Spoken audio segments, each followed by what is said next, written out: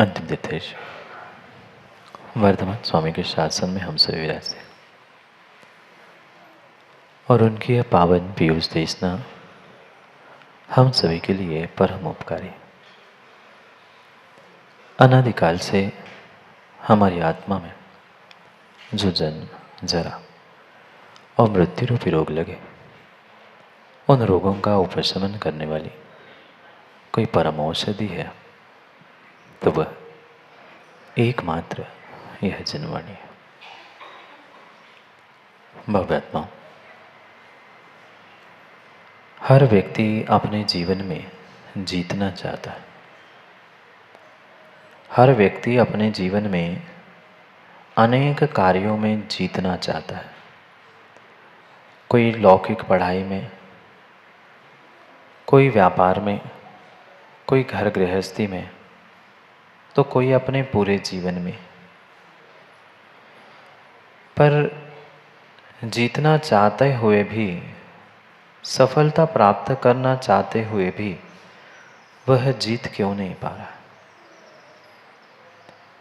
क्योंकि जीतने के लिए पहले जानने की आवश्यकता है।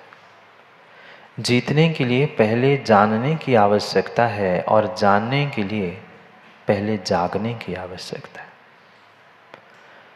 व्यक्ति जागना भी नहीं चाहता और जानना भी नहीं चाहता। जब तक वह जागना और जानना नहीं चाहता है, तब तक जीवन में किसी भी क्षेत्र में वो जीतने वाला नहीं है। चाहे लौकिक क्षेत्र हो, पारलौकिक क्षेत्र हो, आध्यात्मिक, धार्मिक, कोई भी क्षेत्र वहाँ क्यों ना हो, पर जब तक व्यक्ति स्वयं जागेगा नहीं और जानेगा नहीं, तब तक किसी भी प्रकार से वह जीतेगा भी नहीं। भीतर के गहरे रहस्यों को समझने की आवश्यकता है। आप ये सोच सकते हैं कि महाराज हमने तो बहुत कुछ जान लिया, हम तो प्रतिदिन रोज सुबह उठते हैं, जागते हैं। क्यों सिंह जी, बहुत जानते हैं ना, बहुत कुछ जान लिया, पर पदार्थों को जानने से काम होने वाला नहीं है। पर पदार्थों को जानने से काम होने वाला नहीं है और मात्र शरीर की आंखों की निद्रा को खोलते हुए जागने से भी काम होने वाला नहीं है। जगाना अगर किसी को था तो चेतन को जगाना था। जानना अगर किसी को था तो चेतन को जानना था। पर आज तक यही भूल होती रही। माँ किसको जगाया? बेटे को, बेटे के पिता को, सबको जगा दिया, पर हम अपने आप को आज तक नहीं जगा पाए। नहीं जगा पाए। जब तक हम अपने आप को नहीं जगा पा रहे हैं, तब तक विश्वास मानना, कभी कभी कोई कार्य में हम जीतने वाले नहीं हैं, सफलता को प्राप्त करने वाले नहीं हैं। चंद पैसे, रुपए, टके इकट्ठे कर लेना डॉक्टर साहब, ये कोई जीत नहीं है। ये तो कोई भी कर लेता है, कोई भी कर लेता है। आज भीख मांगने वाला कल करोड़पति देखा जाता है।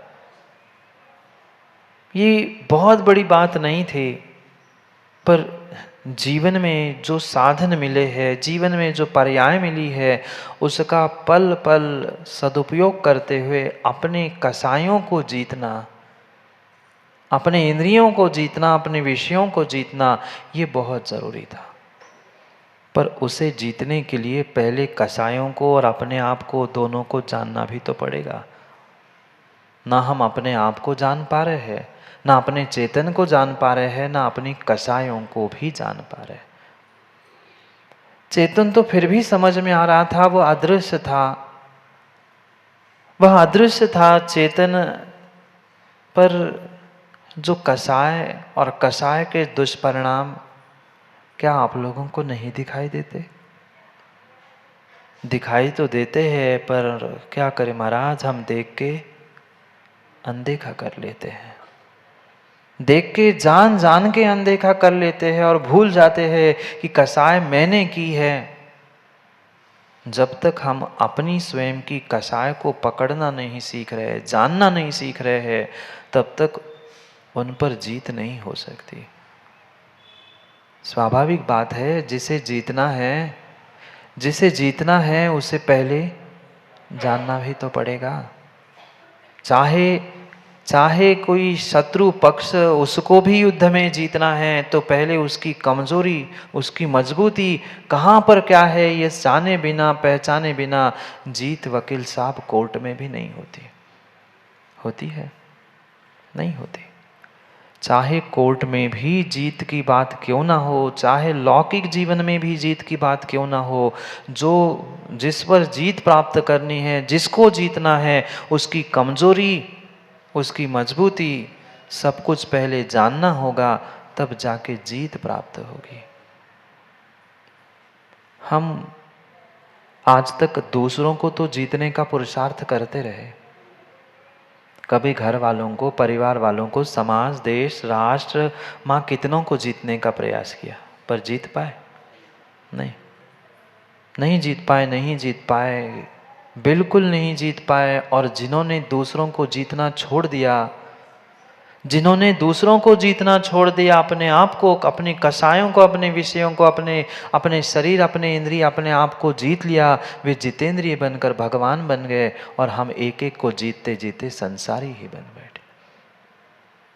करना ही है तो ऐसा बड़ा काम कर लो ना, जीतना ही है, अपने कसायों को जीतो। और अपने कसायों को जीतने से पूर्व हमें अपने कसायों को जानो, अपनी अपनी कसायों को जानो कि छोटी छोटी बातों को लेकर, छोटी छोटी बातों को लेकर हम कितनी बड़ी बड़ी कसाय, और बड़ी बड़ी कसाय के पीछे और बड़े बड़े कर्म, आश्रव, बंध को प्राप्त करते। 1 मिनट की, मात्र 1 मिनट की अग्नि, मात्र 1 मिनट की अग्नि बहुत बहुत कुछ तबाही मचा सकती है। बिल्कुल माँ साहब, एक मिनट की क्रोधाग्नि बहुत बड़ी तबाही मचा सकती है। एक क्षण की, 1 मिनट की, बहुत बहुत लंबा समय नहीं है। अग्नि बहुत बड़ी हो तो ही घर जलाएगी। एक चिंगारी, एक माचिस की मात्र तिली की चिंगारी बस लग जाए, धू धू करते हुए मकान, घर कब मिनटों में राख हो जाए, कोई भरोसा नहीं, कोई भरोसा नहीं। बिल्कुल बिल्कुल जैसे वह अग्नि घर मकान को जला देती है, ऐसी मेरे भीतर की अग्नि मेरे जीवन को, मेरे घर को, मेरे परिवार को, मेरे सगे संबंधी, समाज आदि को धू धू कर जलाकर नष्ट कर देती है। पर कब समझ में आता है? पर कब समझ में आता है माँ? कब समझ में आता है?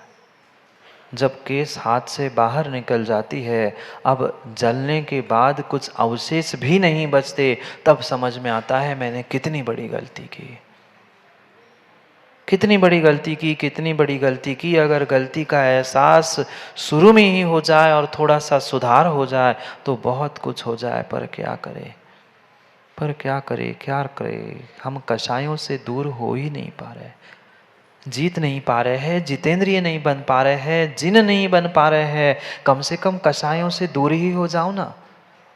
जीतना बहुत बड़ी बात थी, नहीं जीत पा रहे, नहीं बचा पा रहे हैं, कम से कम उस क्रोध आदि कषायों से बचने का प्रयास ही कर लो। पर क्या करें महाराज जी, इतनी सहजता से मैं खूब प्रयास करता हूं, पर गुस्सा आ ही जाती है, गुस्सा आ ही जाती है। हम खूब सोचते हैं पर बचा ही नहीं पाते। अगर हम अपने आप को संभाल नहीं पा रहे हैं, अपने आप को संभाल नहीं पा रहे हैं, क्या घर और क्या परिवार और क्या समाज को संभाल पाएंगे? ये तो मात्र कर्ता बुद्धि है, ये तो मात्र कर्ता बुद्धि है। हम अपनी कसायों को जब संभाल नहीं पा रहे हैं, हम कौन और किसको और कैसे संभाल सकते हैं?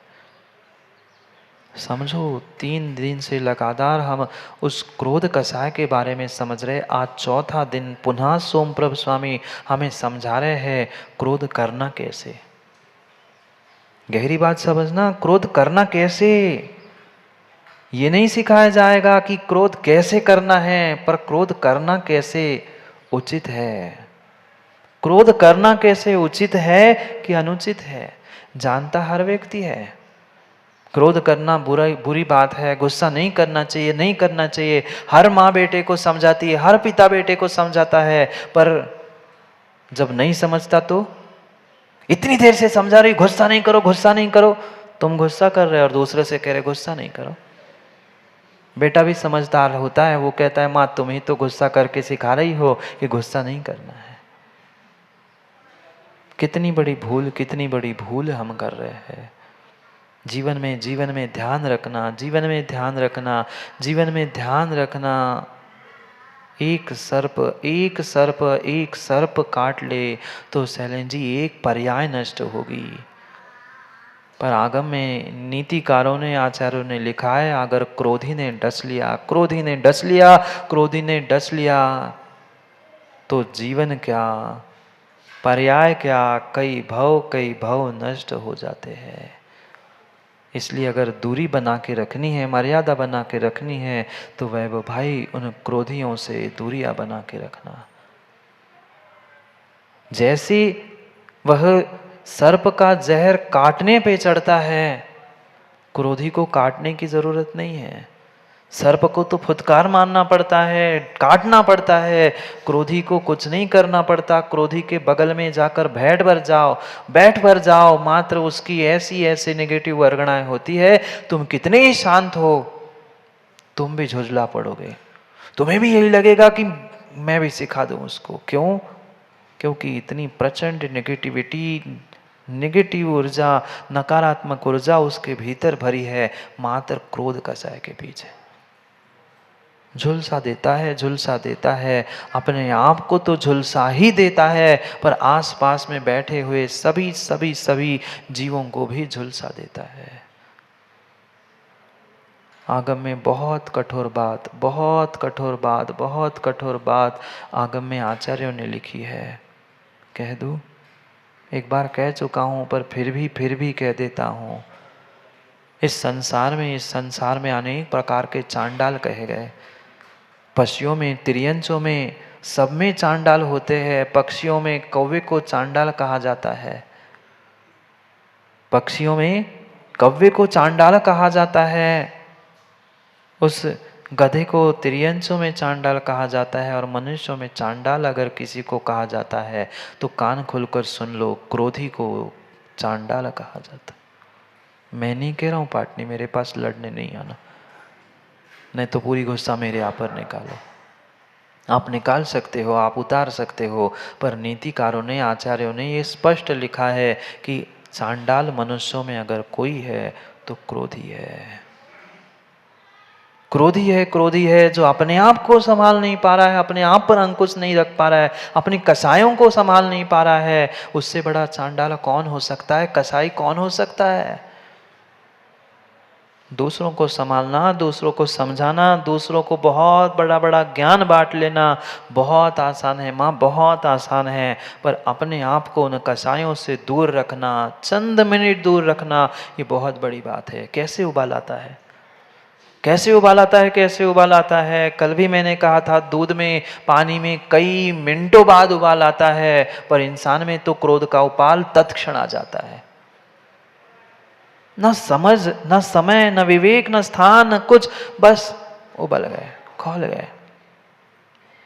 एक क्षण का भी आपका क्रोध, एक क्षण का भी आपका क्रोध तुम्हारा पूरा जीवन बसंत जी तबाह कर सकता है। जीव मात्र यही जानता है, घर जाके जीतू भाई कितनों को जीत पाए, नहीं जीत पाए। जीवन भर की साधना, जीवन भर की तपस्या, जीवन भर का ज्ञान, जीवन भर का सब कमाया नष्ट हो जाता है। कभी तो उससे बचने के उपाय सोचो, विचार करो। मात्र घर में बैठे बैठे वही सोचने से कभी तुम्हारी कसाय कम होने वाली नहीं है। कब तक निमित्तों से भागोगे? कई सारे लोग कहते हैं निमित्तों से दूर रहो, निमित्तों से दूर रहो, निमित्तों से दूर रहो। अरे जिसके भीतर क्रोध भरी पड़ी है, वो जहां जाएगा वहां आग लगाएगा। निमित्तों से क्या दूर रहे?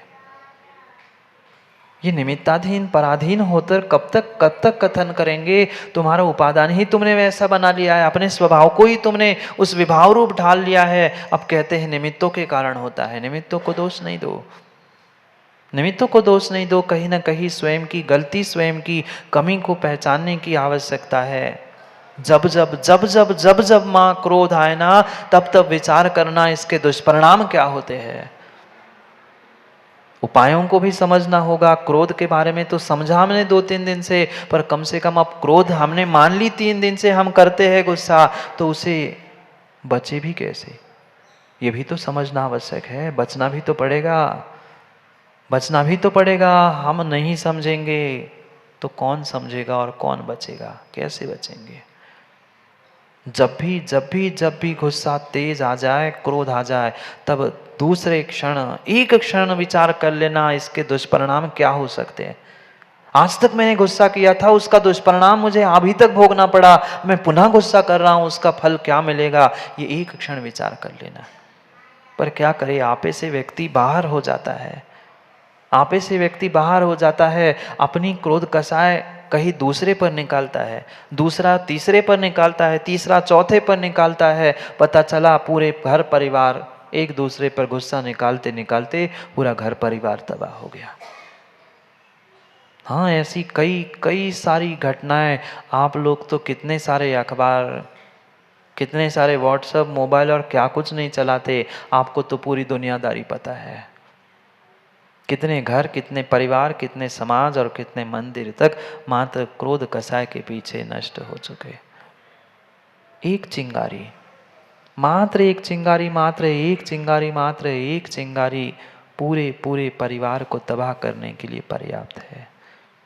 याद करें, जब गुस्सा सताए, जब क्रोध का तीव्र उदय आए, तब एक क्षण मात्र याद करें कि इसका दुष्परिणाम द्विपायमान मुनि को क्या मिला था, इसका दुष्परिणाम उन अन्य श्रावकों को क्या मिला था। दूसरों को छोड़ो, मुझे क्या मिला था, अपने बारे में भी सोच लो ना, तो कुछ अंशों में क्रसाय गुस्सा कम होगा ही होगा, होगा ही होगा, होगा ही होगा।